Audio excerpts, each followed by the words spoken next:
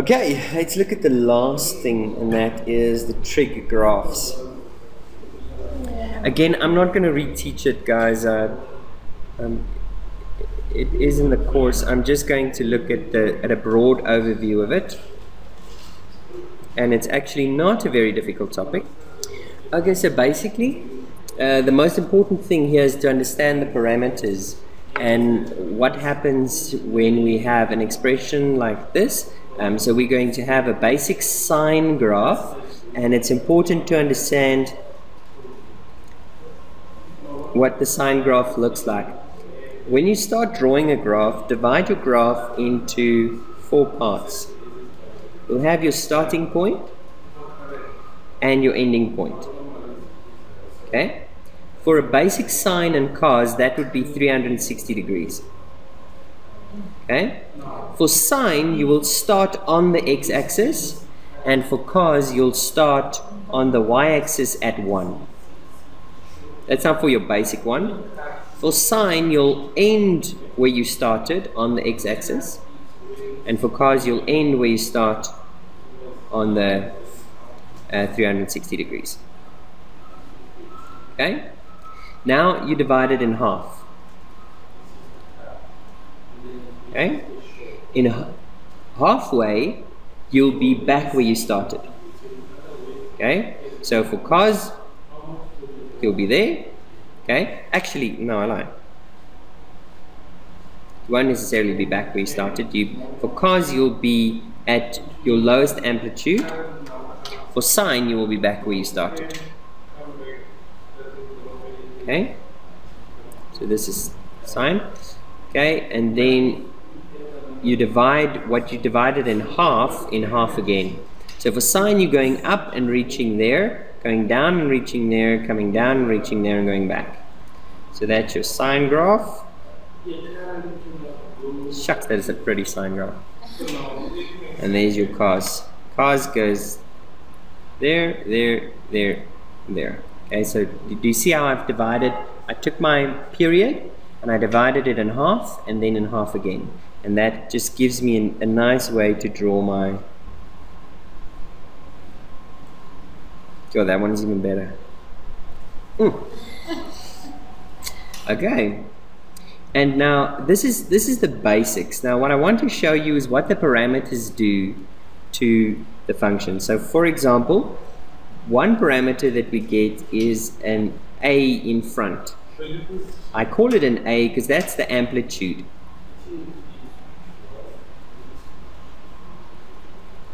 The amplitude has one of 2 functions.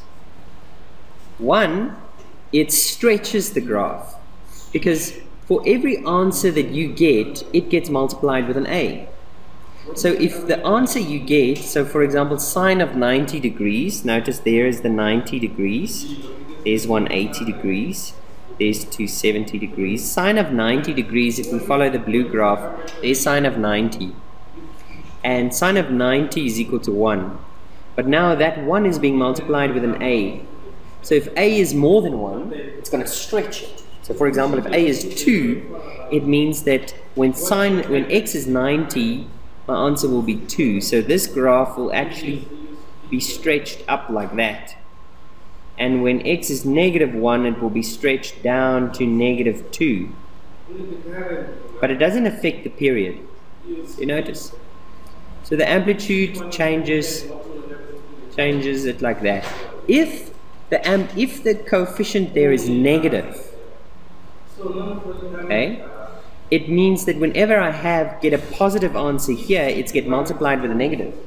So now it becomes negative. So when I used to be at -1 or at +1, I must now be at -1. When I used to be at -1, I must now be +1. So if this is a negative answer, it flips it around on the x-axis. You notice that? Okay. Is that fine? You get it? Good. So that's what the amplitude does, or this coefficient do. And the same goes for cos. I'm not even going to repeat it for cos. Cos is just going to, if he gets reflected, we do it in a greenish color to stick with the green. So there is, for example, if my graph looks like that, okay, then I know this was negative cos of x, because it's the cos graph, because he starts at 1 but he starts at negative 1, which means the cos has been reflected in the x-axis. Makes sense, huh? Okay, the next thing that we could do is we could add something outside of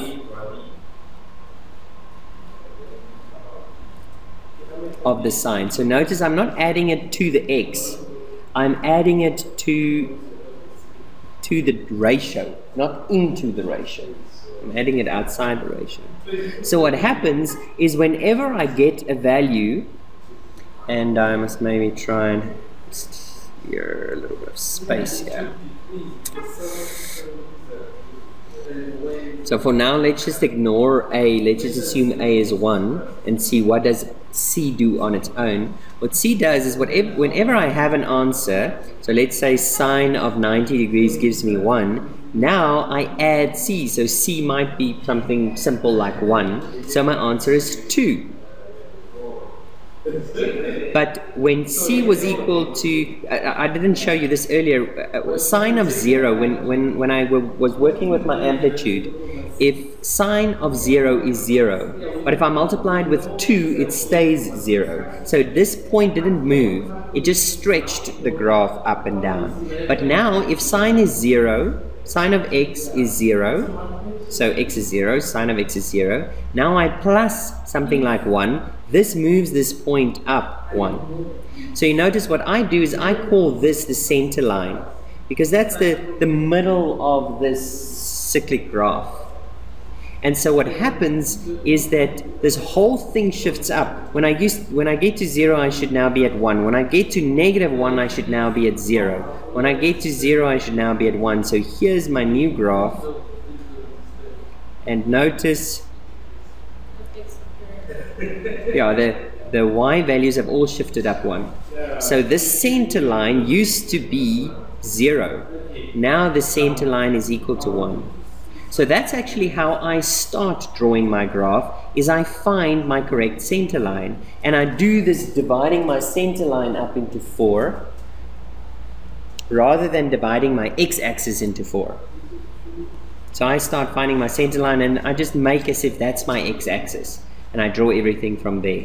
And if it's a 1, I go 1 down, or I go up and down as much as my amplitude tells me to go up and down with. Okay. So I mark my boundaries. Okay, the next thing that I might be able to do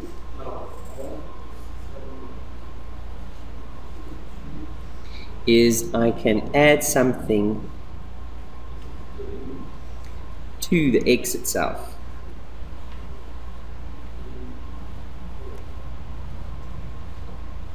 Now when I add to the x, that is when everything seems to go in the opposite direction. So you see, I'm talking about adding to the x, but I'm calling it negative p. You notice? Okay. That is because if I subtract from the x, my graph will shift to the right. For example, sine of x minus x plus 90 degrees is equal to what? Cos. That's cos x. This is in the second quadrant because it's 90 plus x. Okay, so notice what I've done. I've added to my sine graph, and now I get a cos graph. Let's look if that's true. Here's my sine graph. Now adding means I shift to the left, not the right. So in other words, I must shift 90 units to the left. So if I used to be at 0, I must now be at negative 90. I used to be at 90, now I must be at 0. I used to be at 180, now I must be at 90. I used to be at negative 1 at 270, now I must be at negative 1 at 180. I used to be at 0 when I was at 360, now I will be at 0 when I'm at 270. So here the blue dots are my new graph, and notice it starts going over the cos line. See? Now this is easy when you just add 90 or whatever, but it's as simple as that. P, when I add to the x, it has the opposite effect, and that is because the graph must compensate for what you are taking away from it. So, or what you're adding to it. Okay. I shouldn't call it P. I should call it B, because I was wondering why something was missing. Another thing I can do is to multiply something to the x, and I usually call that P, and the reason why is because it affects the period. Now again, when I mess with my input is the x value. When I upset the x value, it has the opposite effect in the graph. So for example, if I multiply my sine, my graph stretches up and down. But if I multiply my x, the graph squeezes. It shrinks with that factor. So for example, sine of 2x, usually it's just 1. Sine of 2x means it's my sine graph, but notice now, sine of 90 degrees is equal to what? No, wait, let's start with this. Sine of 0 degrees is equal to 0. What must x be so that 2x is equal to 0? 0. So when x is 0, sine of x is 0. Okay, next. Sine of 90 degrees is equal to 1. What must x be so that 2x is equal to 90 degrees? 2 times 1 is 2. I want x to be, I want this inside to be 90 degrees. You want the inside to be equal to 1? No, I want sine to be equal to 1. I want the inside angle to be 90 degrees. But at this stage, so I want 2x to equal 90 degrees. What must x be? 45, because 2 times 45 is 90. So notice, when x is 45, 2x is 90. And sine of 2x will be 1. So at 45 degrees, I'll be at 1 already. Do you see? Everything happens quicker because I'm multiplying with 2. Whatever you give me, I multiplied with 2, so I get to 1 quicker. And that's why it looks... So, okay, sine of 180 degrees is equal to 0. So what must 2x, what must x be so that 2x is equal to 180? 90.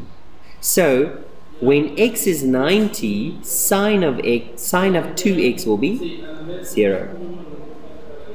So notice now, same goes now for 270.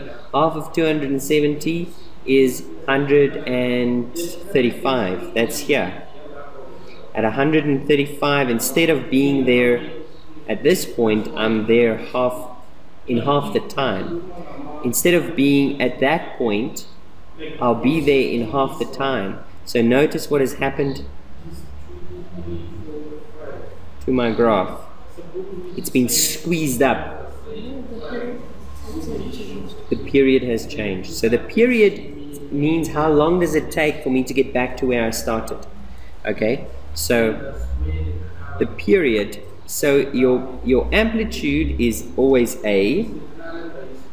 Amplitude is actually, we use these symbols. This means absolute value. What absolute value does is it just takes away any negative.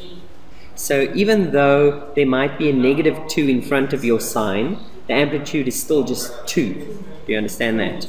So these signs just mean take away the negative. Okay. Your amplitude is whatever that coefficient of your ratio is, just take away the negative. And then your period is, for sine and cos, it's always 360 degrees, divided by whatever is in front of x. Okay. So what is this thing's period?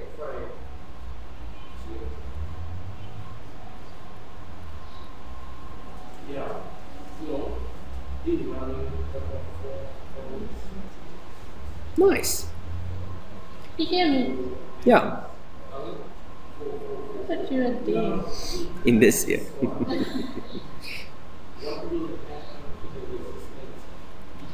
I hear you and I know what I want to hear. Okay. 720. Why is it 720? Because what's actually in front of the x is a half.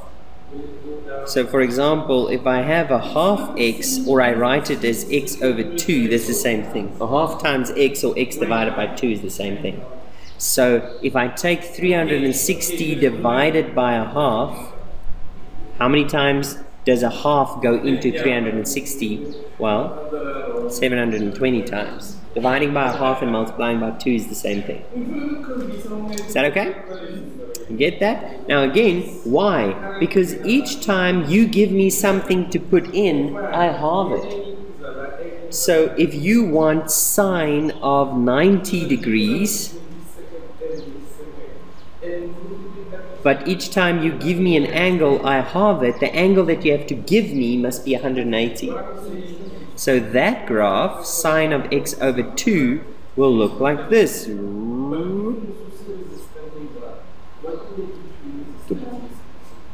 Do you see? Because when this is the normal one, remember, this light blue one. If I want to complete half of my cycle now, I need 180. But for you to get 180 inside the sine, you must give me 360, because I'm going to halve it first. So only when x is 360 do we get half the cycle. Does it make sense? Okay.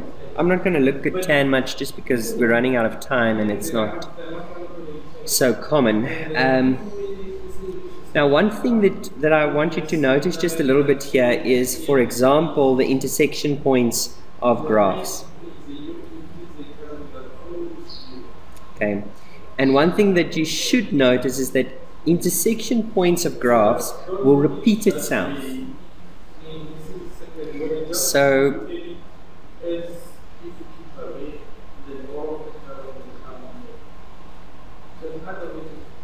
if I, for example,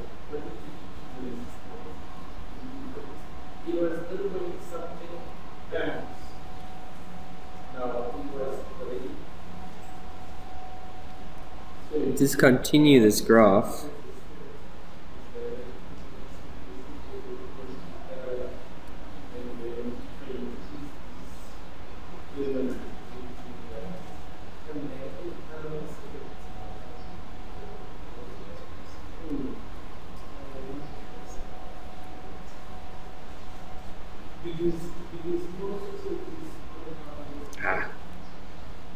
difficult to draw it nice when you don't have your guidelines.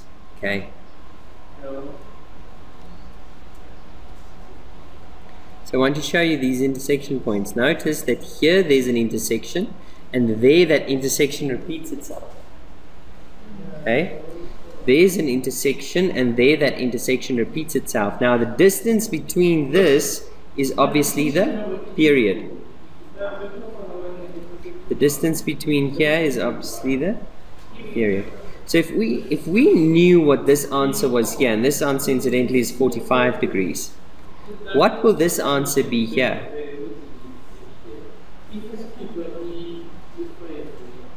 If I knew this intersection here is 45. In other words, I'm telling you that cos theta equal to sine theta, because that's this is the cos graph, the sine graph, and then this is the cos graph. So if I make graphs equals, I'm asking where do they cut each other? And in this case, theta would be 45 degrees, but where else do they cut? At?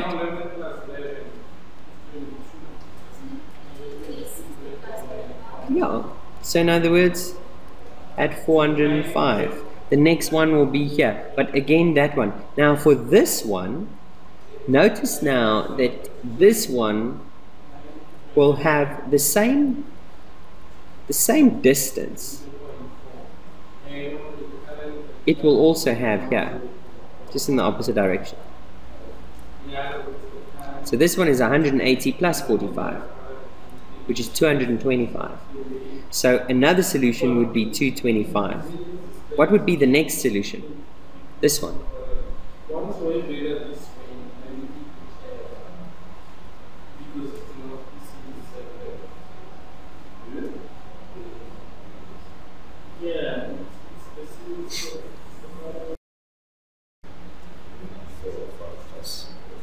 It won't be 405.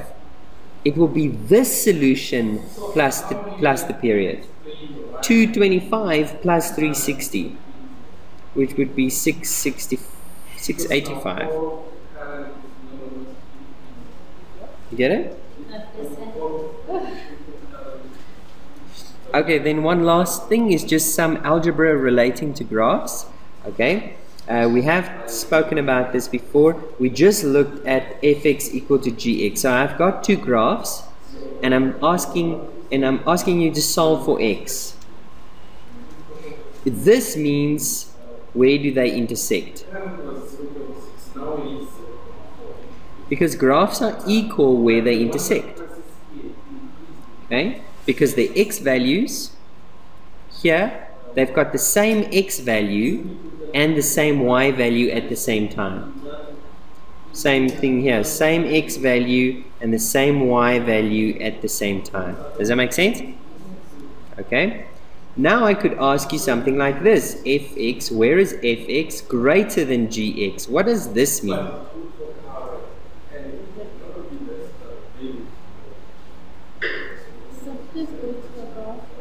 No, first tell me what that means. You don't understand it. Where fx is greater than gx.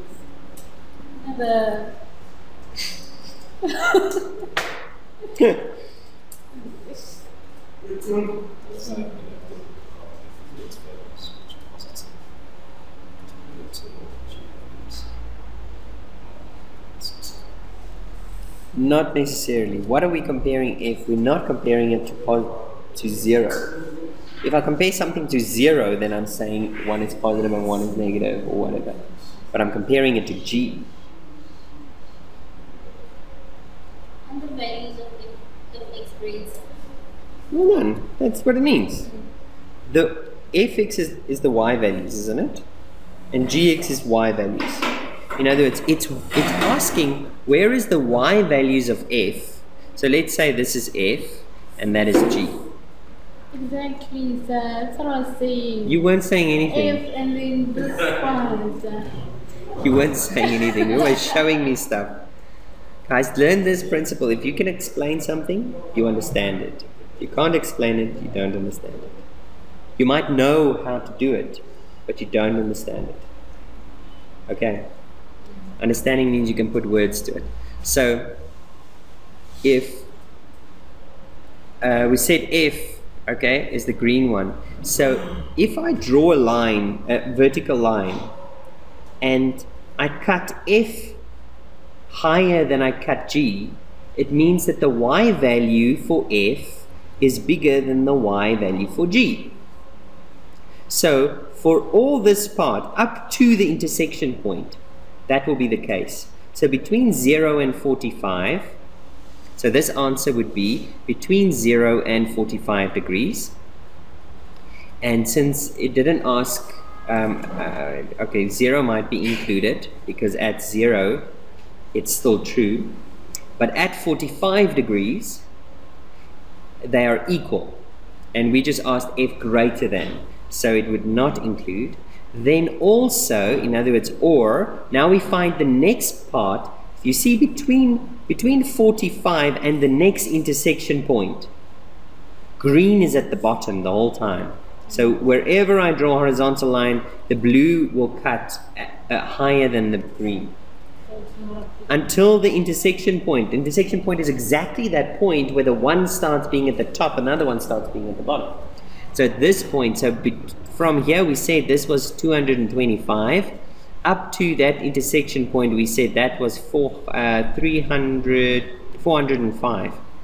So the next one will be from 225 up to 405. Both excluded because at 405 they equal. We want to know when they are, when the one is bigger. So, would it be wrong if I said 225 to 360? And then 360 included? Yes. Would be wrong. Yes, because look here, for this little bit, the green is still higher. Now, if they asked you on the interval 0 to 360, if that's the interval they gave you to find the, and so they must give you an interval, otherwise, because you will do this forever and ever and ever, okay? They must give you an interval, then you would have been correct. Okay. And 360 must be included, you're right, because at 360 it is still bigger, green is still higher than the blue. Makes sense, huh? Okay, that was what we would do if our graphs, if we're asking one graph bigger than another graph. If it was an equal to, we would just have included these values that we excluded, because that's just asking us to find where the one is higher than the other one and when where they intersect. Okay, that's why we would include it, because it's or equal to. Okay, now another way they might ask you is they might ask you like this: where is fx minus gx equal to, let's give it an example of 1. What does it mean if I subtract any two values from each other? What am I finding when I find when I subtract values from each other? Yeah, the difference between them, the distance between them. I want the distance between them to be 1. Can you find out, and it's the distance of the y value, so the vertical distance. Can you find out where in this graph is the vertical distance equal to 1? At 0, because at 0, f is 1 and y is, f is 1, the green, and g is 0. 1 minus 0 is 1. Where else?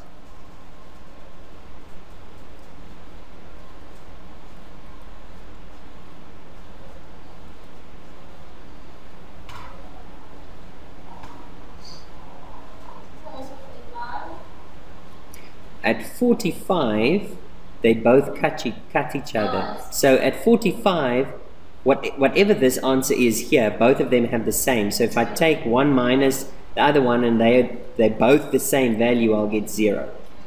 So no, not at 45.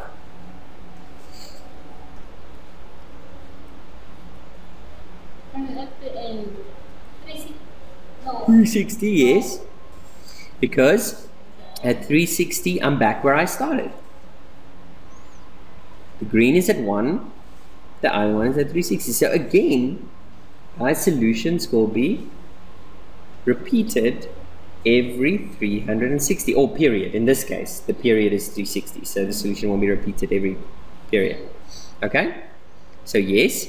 So in other words, they have to give me an interval so that I don't do this forever and ever. So x will be equal, so let's say they gave me that interval. I would say x equal to 1 or x equal to 360. Let's just find more places where the difference is 1, and I'll just show you why they are not solutions. Here there's a difference of 1. Look, now this one is 1 and that one is 0. but I'm doing f minus g, and f is 0 and g is 1. So f minus g will give me 0 minus 1, give me negative 1. So that one won't work. You see, the same goes for here. Here I've got 0 for the one graph and 1 for the other graph, so there's a difference of 1. Problem being that this difference is negative 1 if I take f of 0 minus g, which is 1. Okay, great. So that's another way they may ask it. And then one other way, the last way I'm going to look at, is if I multiply values, and now I'm asking when is the multiplication bigger than 0, or I multiply their y values and I get a smaller than 0 answer. This, guys, may apply in any graph situation. So this can be with the all functions and graphs, not just with trig functions. All of these. What do you guys think that means?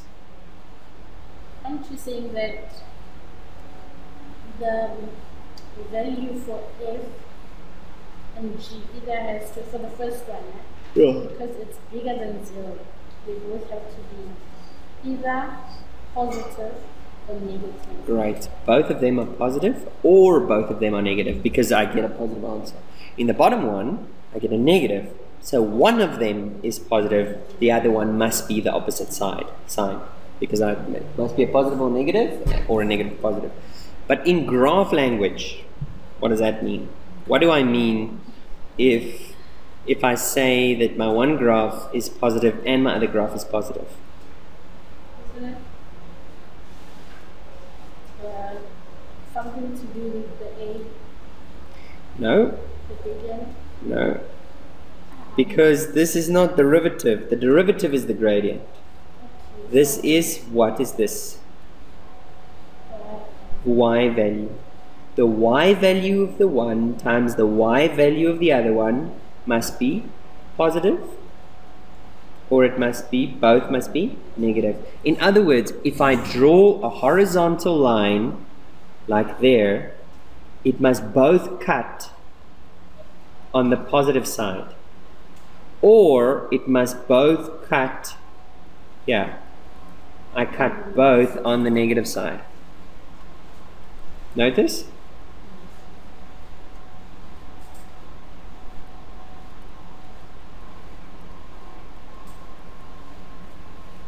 Does that make sense?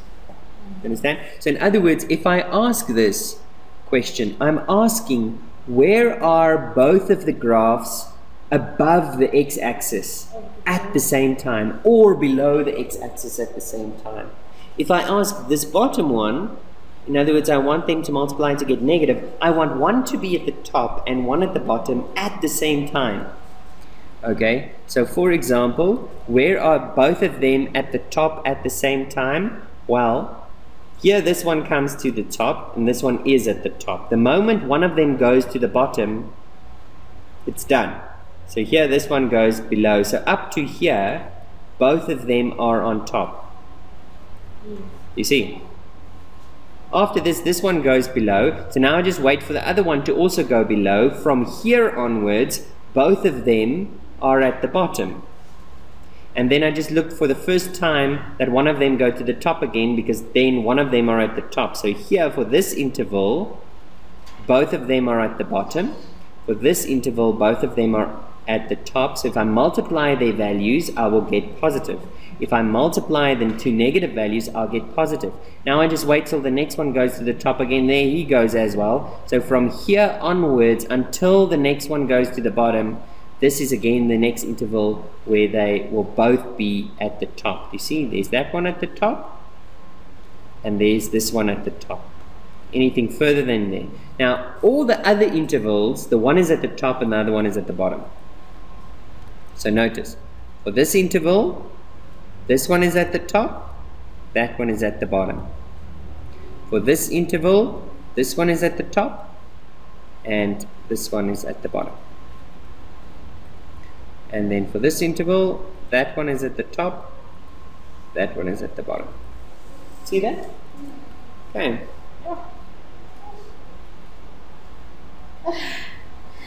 exam. Oh, guys, I don't understand. So much coloring, so much. Oh, no, it's the colors that you complain about. The thing is, so when we're in the exam room, such things don't come to mind. You know? No, it's because you don't think. It's not, it doesn't come to mind. How does things come to mind? And you get the same answer every time. Okay, so let's look at this question in the exam.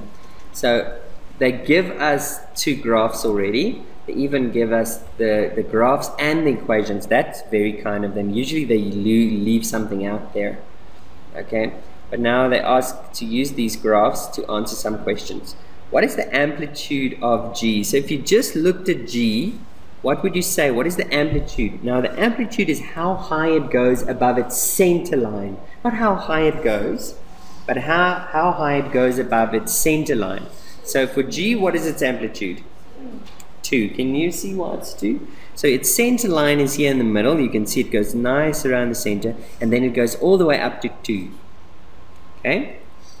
What is the maximum value of f theta minus g theta?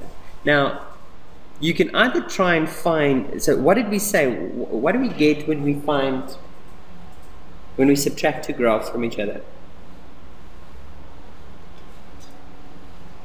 It's a difference. So when I'm asking what's the maximum value of this, you could just look at where do I get the biggest distance between them. And where do you see the biggest distance between them?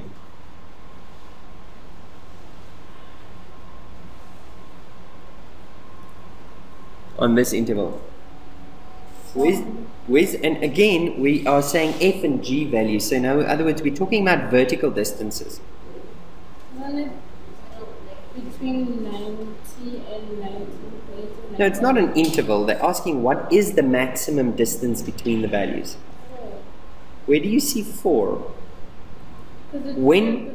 Oh, when I no, because if the and where do you see the 3? Go show me on there, please. No, like I'm trying to add. No, you're right. I just want you to show me where. Where? Where do you see there's a difference of 3? Well, this is the biggest. Yeah. For me, that's the biggest distance. Yeah. And 2, 1. Yeah. Well done. Okay, You see, so you're just looking for the biggest distance, the maximum value. What is the smallest distance between them?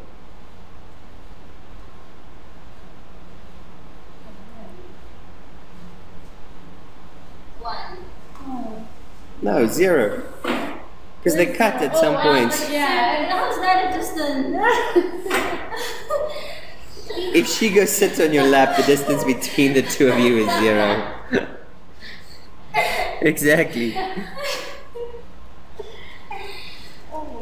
Okay, determine the range of f. What is range? Range is y. It's the possible y values. In other words, if I draw a horizontal line, it's where can I draw a horizontal line so that it cuts the f graph.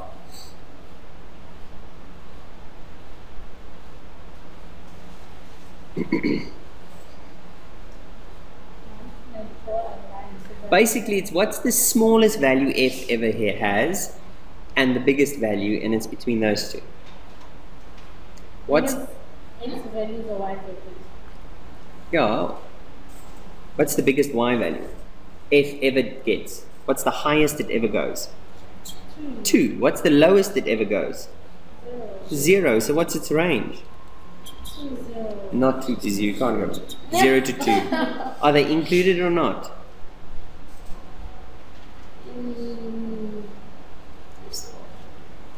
Sorry?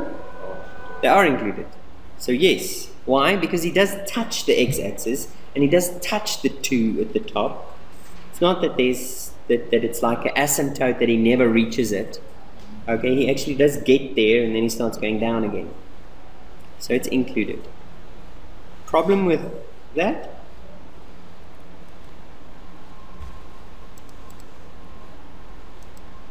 For which values of theta is what? What is that? The derivative. No. Yes, but you shouldn't read it as the derivative. What the heck is the derivative? What did I just say a little while ago? The gradient. The gradient. For which value of theta is the gradient of g? No, smaller than 0. What does it mean if my gradient is smaller than 0? It's negative. No, that's... If it's smaller than 0... Oh, but that's like a synonym. I'm asking, what does it mean if my gradient is 0? The graph is upside. You're flat. No, guys, no. Flat, then my gradient is equal to 0. When is my gradient less than 0? When my graph is? What do you call those points? Stationary. No. Okay, thank goodness. No. Guys, you're not thinking. I don't know if it's the heat, but you're not thinking. What does it mean if I'm saying my gradient is negative? My gradient is less than 0. My gradient is negative. When is the gradient negative?